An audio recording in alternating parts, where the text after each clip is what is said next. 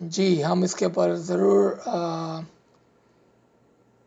غور کر سکتے ہیں اور اس کو دوبارہ ریپیٹ بھی کر سکتے ہیں، کیونکہ ریپیٹ کرنے سے چیزیں یاد رہ جاتی ہے اور زیادہ اچھی طرح سے سمجھ میں بھی آتا ہے.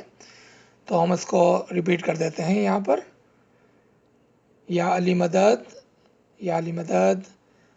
اچھا، تو ہم آدم کے بارے میں کچھ ڈسکشن یہاں پر کر رہے ہیں، اور یہاں سے درخواست آئی کہ کچھ چیزوں کو قرآن کے ریفرنس کے ساتھ ہم ٹیلی کریں اور اس کو دوبارہ سے چیدہ چیدہ سمجھنے کی کوشش کریں.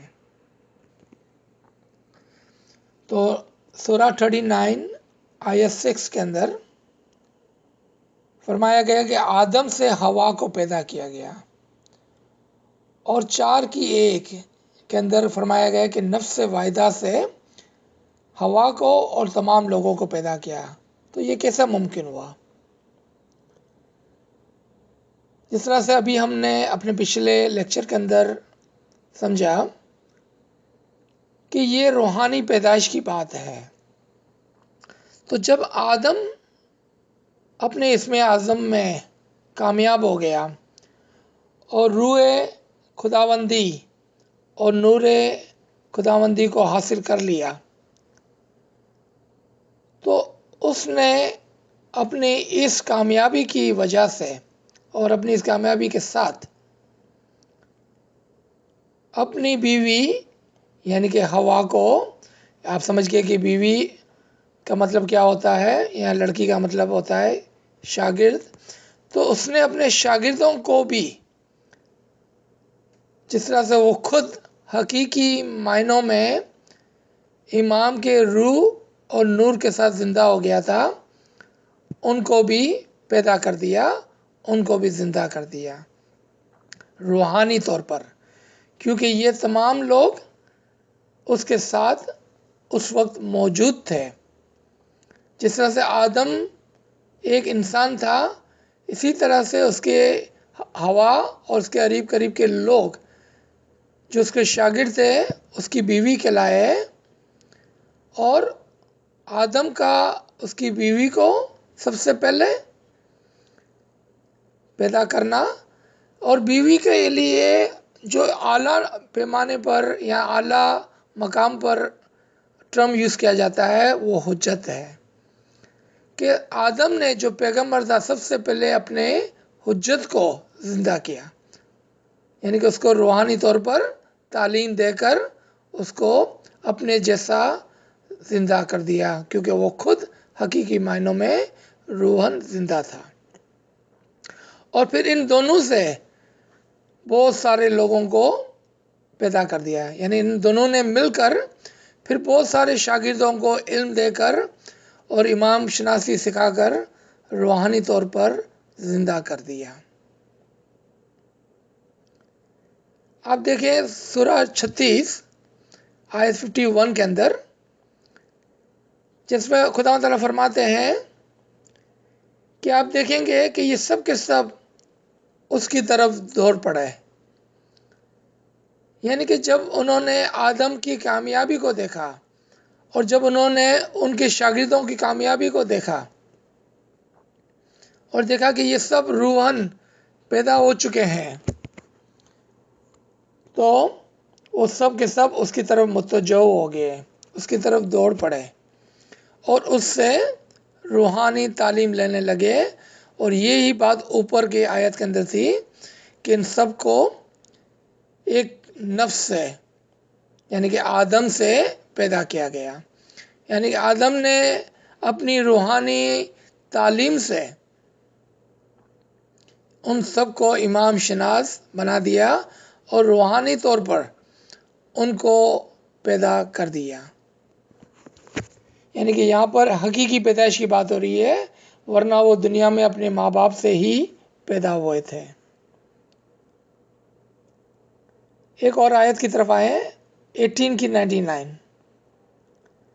سب لوگ اس دن ایک دوسرے میں گڈمڈ ہو گئے. کب؟ جب سور پھونکی جائیں گی. تو جب سور پھونکی گئی آدم کے اندر، تو اس وقت جتنے بھی لوگ تھے تہن و کرن تمام آدم کے اندر داخل ہو گئے، جسمن نہیں. آپ اب اس بات کو سمجھتے ہیں، یہ روحانی معجزہ تھا. وہ روحن آدم کے اندر داخل ہو گئے نفس واحدہ کی صورت میں.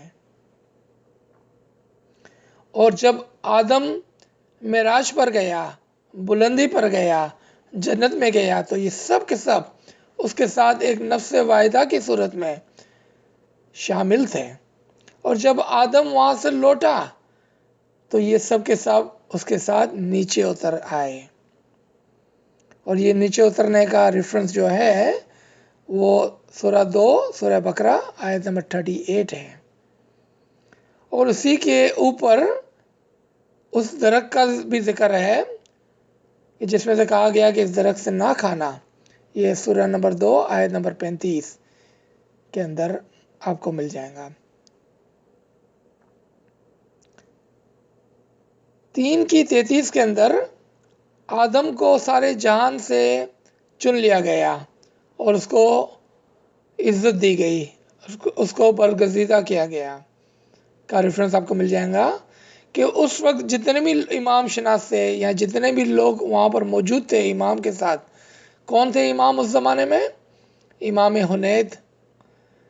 تو امام حنید کے جتنے بھی مرید تھے ان سب میں سے امام نے آدم کو چنا اور اس کو اونچا مقام دیا. اس کا ریفرنس یہاں پر آپ کو مل جائے گا 3 کی 33 کے اندر. پھر سورہ بقرہ پر لوٹیں، اس کی 213 کے اندر دیکھیں کہ یہ سب لوگ ایک ہی دن رکھتے تھے، کیونکہ وہ سب امام کے مرید تھے، وہ سب ایک ہی مذہب پالتے تھے. پھر اللہ نے یعنی کہ اس زمانے کے امام نے انبیاء یعنی کہ پیغمبر کو بھیجا تاکہ وہ ان کو اور روحانی تعلیم دے سکے اور اس کو اپنا وزیر بنایا یعنی کہ آدم کو. اور یہی بات شاید ابلیس کو اچھی نہیں لگی، کیونکہ شاید وہ سمجھتا تھا کہ وہ بہت پڑھا لکھا ہے، شاید پیسے والا بھی ہے اور بہت انفلوئنس بھی رکھتا ہے، تو شاید امام اس کو اپنا وزیر بنائیں گے. لیکن امام نے اس بندے کو کہ جو بہت ہی روحانیت کے اندر اوپر تھا، علم کے ساتھ تھا، ایماندار تھا، اس کو اپنی نبوت بخشی اور کہا کہ تم ان لوگوں کے اوپر نبوت کرنا اور میرے پیغامات کو پہنچانا.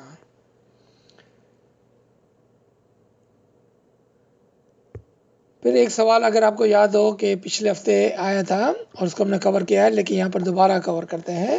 43 کی 60 کے اندر دیکھیں آپ 43-60، اور تم ہی لوگوں میں سے فرشتے بناتے ہیں جو زمین میں رہتے ہیں. جس طرح سے مولا نے فرمایا کہ آپ ہمارے فرشتے ہیں، اسی طرح سے قرآن کے اندر بھی یہ بات ہے کہ ہم انسانوں سے ہی فرشتے بناتے ہیں جو زمین میں رہتے ہیں. انشاءاللہ اگر ہم امام کے فرمان بردار ہیں تو پھر ہم اس آیت کے مطابق دنیا میں امام کے فرشتے بن کے رہتے ہیں. لیکن اگر خدا نہ خواستہ ایسا نہ ہو کہ ہم امام کے نافرمان بردار ہیں تو پھر ہم اس دنیا میں ابلیس بن کے رہتے ہیں. مولا ایسا نہ کرے. انشاءاللہ ہم امام کے فرمان بردار ہیں اور امام کے حکم کے مطابق چلتے ہیں تو پھر امام کا یہ فرمانا اور قرآن میں یہ فرمانا کہ ہم تم لوگوں میں سے ہی فرشتے بناتے ہیں جو زمین میں رہتے ہیں. تو یہی وہ فرشتے تھے جنہوں نے آدم کو سجدہ کیا اور آدم کی اطاعت کی. اور کسی نے شاید یہاں پر پوچھا کہ کہیں پر آدم کو صورت رحمان پر بنانے کی بات ہوئی تھی، یعنی کہ آدم صورت رحمان پر پیدا کیا گیا تھا، جسمن نہیں. جسمن تو وہ ہو سکتا ہے اپنے ماں باپ جیسا دکھتا ہوگا، لیکن روح کے مقام پر اس کو رحمان کی صورت، اور رحمان کون تھا اس وقت؟ امام زمان. روحن اس کو امام کے ساتھ ایک کر کے امام کی صورت پر، امام کے ایٹریبیوشن پر، امام کے طریقے پر، امام کے نور کے ساتھ رنگ کر امام جیسا اس کو بنایا گیا، روحن و عقلن. اور یہ ریفرنس ہے 7:11 کہ آدم کو صورت رحمان پر پیدا کیا گیا تھا. یعنی کہ اس کے ایٹریبیوشن جو تھے، اس کی روحانی طاقت جو تھی وہ امام کی طرف سے تھی، اور وہ امام جیسی تھی، کیونکہ اب یہ پیغمبر ہوا تھا تو اس کے پاس وہی روحانیت تھی، وہی دیدار تھا، وہی سمجھ تھی. تو آپ دیکھیں کہ ایک جگہ پر رسول صلی اللہ علیہ وسلم فرماتے ہیں کہ میری طرف دیکھنا خدا کی طرف دیکھنا ہے، اور علی کی طرف دیکھنا خدا کی عبادت کرنا ہے. تو آپ سمجھ گئے کہ حضور صلی اللہ علیہ وسلم فرماتے ہیں کہ مجھے صورت رحمان پر بنایا گیا ہے، اور علی ہی صورت رحمان ہے. دیکھا آپ نے، اس بات میں اور اس بات میں کوئی فرق نہیں ہے. یہ تمام پیغمبروں کے لیے یکساں ہے. علیحدہ علیحدہ مثالیں ہیں، الفاظ ہو سکتا ہے علیحدہ ہو، لیکن معنی تعویلات ایک ہی ہے. اور اس کو حجابات کی صورت میں رکھا جاتا ہے تاکہ جو عقل والے ہیں، علم والے ہیں، وہ اس تک پہنچ جائے، اور جو لا علم ہے، امام سے دور ہے، امام کی ہدایت کے بغیر ہے، امام کے فرمان کے اندر نہیں ہے، وہ اس تک ہرگز نہ پہنچے، اور ان کو ہرگز پتہ نہ چلے کہ یہ راز کیا ہے، کیونکہ یہ راز صرف امام کے قربت والوں کے لیے ہے. اور انشاءاللہ ہماری یہ امید ہے کہ آپ سب ان چیزوں پر اور زیادہ غور کریں گے اور ان مثالوں کو اور اچھی طرح سے سمجھیں گے، تاکہ ہمارے لیے یہ چیزیں آسان ہو جائیں. مولا کے حضور میں دعا ہے کہ یا مولا تو ہمارے لیے ایک نور عنایت فرما ہمارے دل کے لیے. یا مولا تو ہمارے نور عنایت فرما ہمارے کان کے لیے، ہماری آنکھ کے لیے، ہماری زبان کے لیے، ہمارے بال کے لیے، ہماری کھال کے لیے، ہمارے گوشت کے لیے، ہمارے خون کے لیے، ہماری ہڈیوں کے لیے، ہماری رگوں کے لیے، ہمارے آگے پیچھے دائیں بائیں اوپر نیچے تمام جگہ پر ایک نور عنایت فرما، تاکہ ہم تیرے نور سے، ہم تیرے دیدار کے ساتھ ہر ہمیشہ رہیں، اور ہر چیز کو ہم سمجھ سکیں، تیرے اسرار کو ہم سمجھ سکیں، اور تیرے ان چیزوں کو، ان فرامین کو سمجھ سکیں کہ جو تو نے ایمان والوں کے لیے فرمائے ہیں. آمین یا رب العالمین. بہت نوازش، بہت شکریہ کہ آپ تمام اتنا وقت دے کر یہاں پر آتے ہیں اور ایسے اچھے اور اعلیٰ سوالات کو پوچھتے ہیں، اور ریفرنسز کو آپ غور سے پڑھیں اور دیکھیں، اور اگر اور کوئی سوال ہو تو بے شک پوچھیں.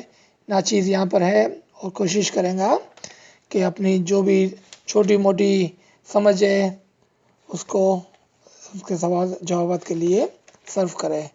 بہت نوازش. یا علی مدد، یا علی مدد.